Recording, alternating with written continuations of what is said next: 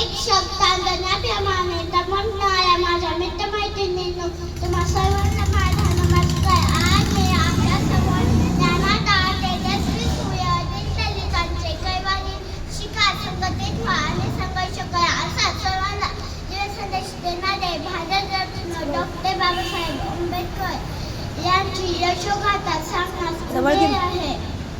पुढे करुणेची वाचयान दिला सर्वांना समतेचा मान, दिला सर्वांना समतेचा मान. अशी भीमरावाची शान लिहिले त्यांनी भारताचे संविधान.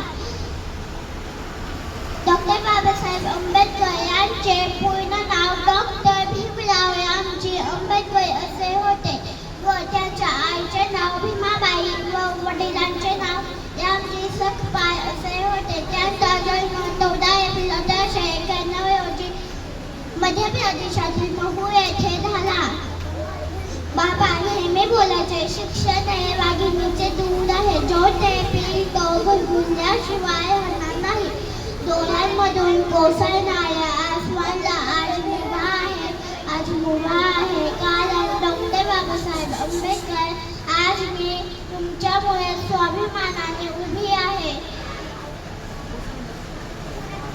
दाता एवढेच बोले, सागराचं पाणी कधी असणार नाही, सागराचं पाणी कधी असणार नाही, सूर्याचे तेज कधी मिटणार नाही, सूर्याचे तेज कधी मिटणार नाही.